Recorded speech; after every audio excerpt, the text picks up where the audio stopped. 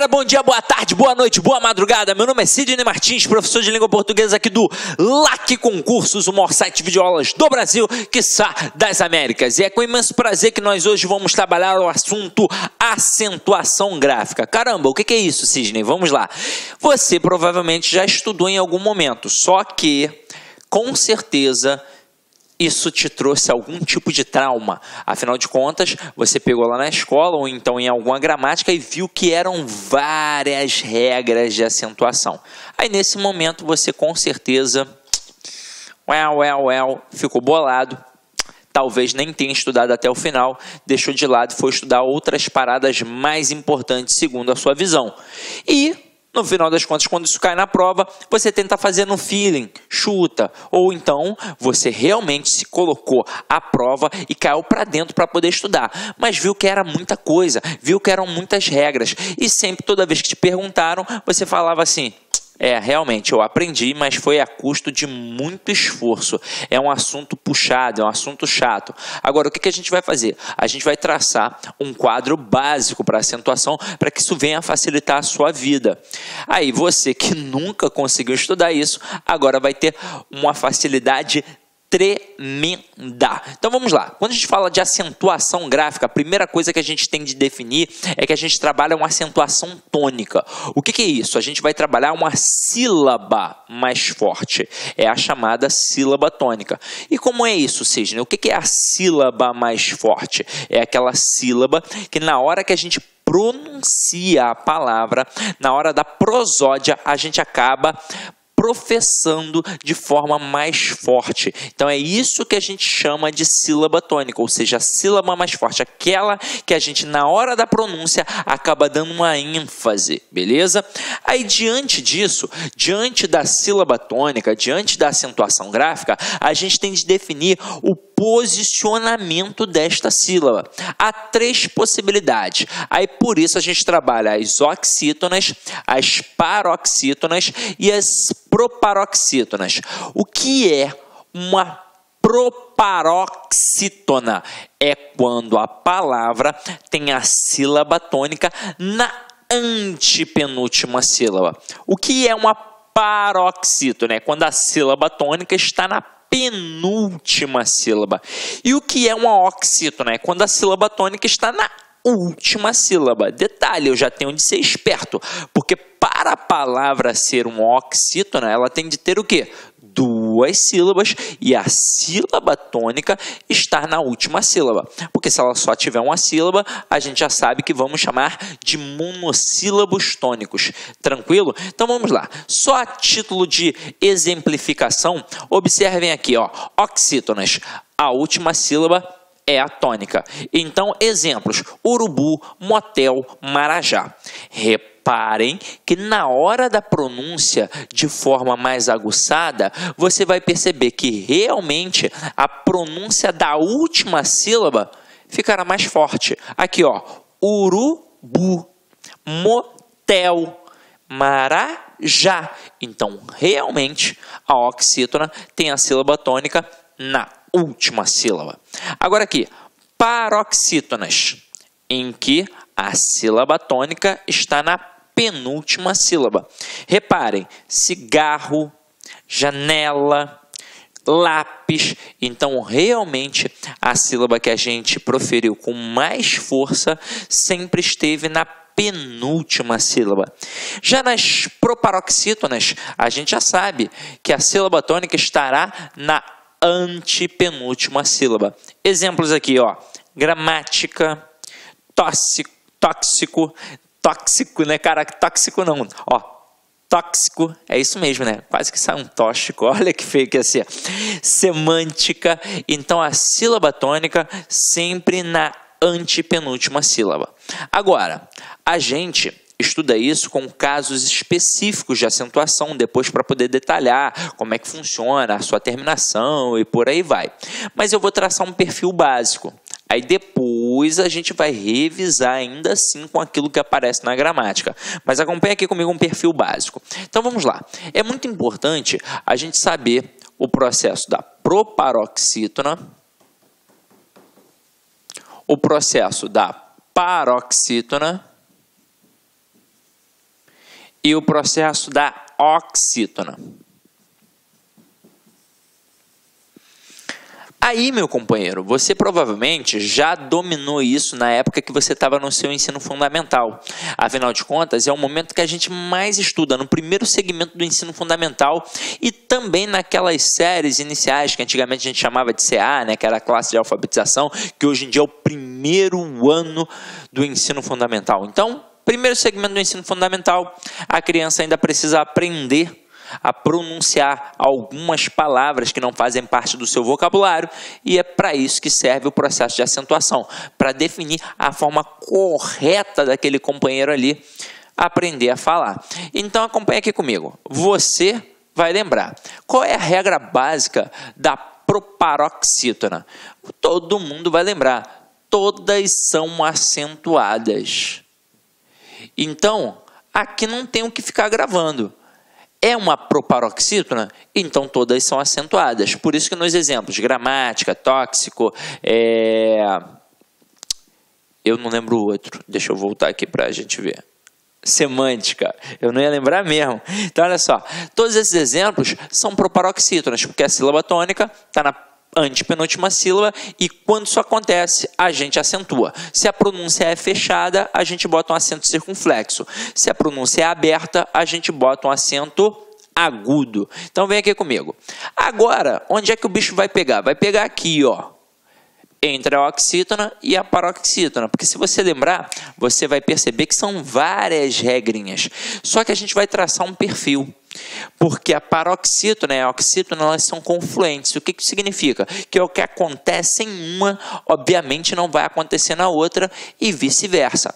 Aí, com certeza, quando você estava no ensino fundamental, o professor, para poder falar de sílaba tônica, ele falou das vogais. Afinal de contas, só existe sílaba se existir uma vogal. Então, ele falou do A, do E, do I, do O e do U. E aí, dependendo do professor, ele deve ter dividido essas vogais em semivogais e vogais, ou então nas verdadeiras vogais e nas falsas vogais. Então, ó, verdadeiras vogais, ou então falsas vogais, ou então semivogais. Aí, quem eram as vogais? As verdadeiras, né? Era o A, o E e o U. O I e o U, dependendo do professor, era a semivogal ou então as falsas vogais. Então é isso que a gente vai fazer aqui. Vai botar o A, o E e o U, mais a terminação em e os seus plurais para que seja um elemento básico da acentuação. Então, as, es, os, ens. E aí o que isso vai significar? Se for uma oxítona terminada em a, e, o, em, ela simplesmente tem acento. Exemplos: sofá, café, cipó, também, parabéns e por aí vai. Agora, se o que acontece em uma não acontece na outra, obviamente as paroxítonas terminadas em a, e, o, em, elas simplesmente não têm acento. Exemplos: bola, moleque, bolo, item e por aí vai. Aí você vai pensar assim: ué, Sidney, então praticamente não cai paroxítona na prova?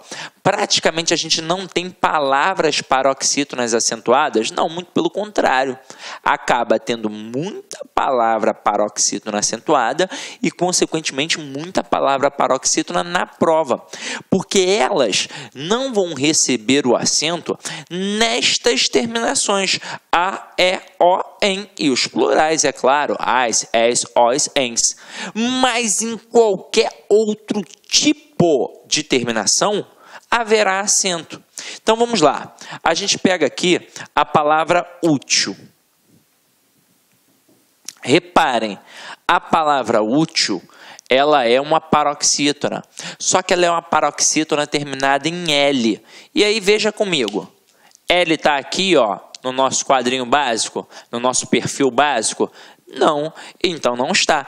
Então, é uma paroxítona terminada em L. Aí, como eu disse a vocês, não vai ter acento nestas terminações do nosso quadrinho básico, mas em qualquer outro tipo de terminação haverá acento. Então, a palavra útil é acentuada exatamente por ser uma paroxítona terminada em L. É assim que funciona. Agora, olha a palavra poker. A palavra poker, ela é também paroxítona, só que agora é terminada em quê? Em R, terminada em R. Tem R aqui na listinha? Não, não tem R na listinha. Então, por isso, ela é acentuada. Só que aí, poker tem uma pronúncia fechada, e aí leva o acento circunflexo.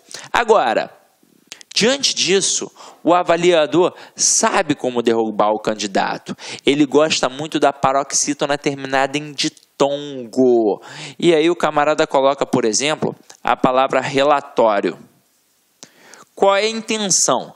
Tentar derrubar o candidato pela falta de atenção, ou até mesmo pelas pronúncias. Então ele vai olhar para cá e vai reparar, ó, relatório, e termina com O. E se termina com O, quadrinho básico não tem acento, não é, Sidney? Mas aí reparem, ela não termina apenas com O. Não é uma vogal que está ali sozinha. Ela termina, na verdade, através de um ditongo. E se termina através de ditongo, com certeza vai ter acento. Então, toda paroxítona terminada em ditongo tem acento, meu companheiro. Agora, são palavras simples do dia a dia, como relatório, secretária, como água, égua e por aí vai. Agora, diante disso, o avaliador ainda vai tentar mais uma para te derrubar. Ele vai utilizar as paroxítonas terminadas em ditongo que possuem um til. Então, o camarada coloca aqui, por exemplo, órfão. Aí o que alguns candidatos pensam? Ah, a palavra já está acentuada, já tem o til, está tranquilo. E não é verdade. Quando a gente fala de acentuação, obrigatoriamente a gente fala de acento circunflexo e de acento agudo. É assim que a banda toca. Ah, sim, mas e aquele tal de acento grave lá da crase? Aquilo lá é um processo à parte, meu companheiro. É apenas para indicar uma fusão entre a preposição mais a artigo. Pode ver que a forma é até diferente.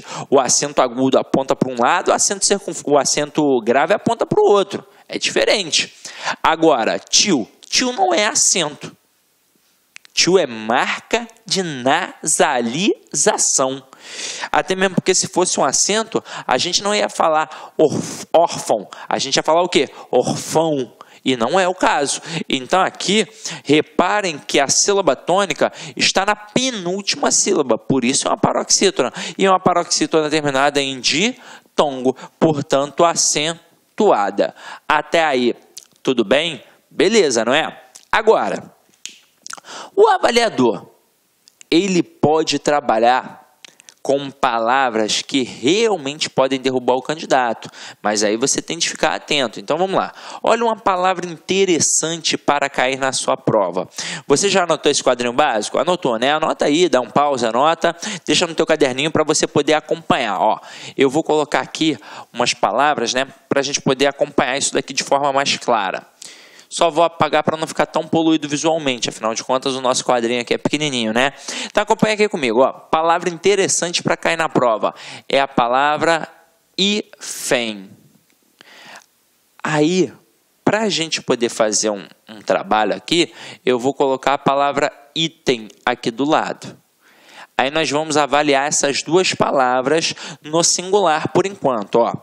E aí você vai reparar que no seu quadrinho tem lá A, E, O, EM, EM.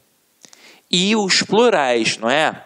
Então, quando é oxítona, é acentuada. Quando é paroxítona, não é acentuada. Então, olha para a palavra item. Ela é uma paroxítona terminada em EM. O EM, que está no nosso quadrinho.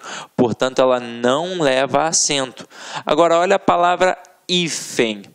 ela é uma paroxítona também, e ela também é terminada em "em". Olha só que parada louca. Só que é o seguinte, não é terminada em "em", ela é terminada, na verdade, em "n". E o "n" não está lá dentro daquele nosso quadrinho básico. E se não está dentro do quadrinho básico, a palavra hífen é acentuada. Então, item não é acentuada. Hífen é acentuada. Agora, vamos jogá-las para o plural. Eu vou botar hífens e itens. Avalia comigo primeiro a palavra itens. Ela também é paroxítona e é terminada em "ens", que está lá no nosso quadrinho. Então, se é terminada em "ens", ela não leva acento. Mas aí olha o problema com a palavra hífens. Ela é paroxítona terminada em "ens", que está no nosso quadrinho. Então, a palavra hífen no singular tem acento, mas a palavra hífens no plural, ela não tem acento. E se você tem o hábito de mandar muita mensagem aí no WhatsApp, né, SMS, essas paradas assim, você vai reparar que o teu celular, ele corrige colocando hífens no plural. Afinal de contas, se hífen no singular tem um acento, como é que hífens no plural não vai ter? Mas a verdade é que não tem, por ser uma paroxítona terminada em "ens". Então, meu companheiro, grava isso para a sua vida. Não dá mole, porque o camarada pode tentar te derrubar com esta expressão, ok? Agora, tirando isso daqui, a gente tem mais um outro elemento básico. Esse era o processo básico, o primeiro processo. Agora, qual é o segundo processo básico? É o hiato. Então, vamos dar uma estudada rápida no hiato, ó. Quando a gente pega o hiato, o que é o hiato? O hiato, conceitualmente falando, é uma lacuna. É um processo de isolamento. Afinal de contas, você já deve ter escutado alguém falando assim, sei lá, dando uma entrevista, um artista. Ah, houve um hiato na minha carreira, né, na minha vida. É porque teve uma lacuna. E aí, dependendo da situação, dependendo do contexto, é óbvio que não é algo bacana a ser lembrado.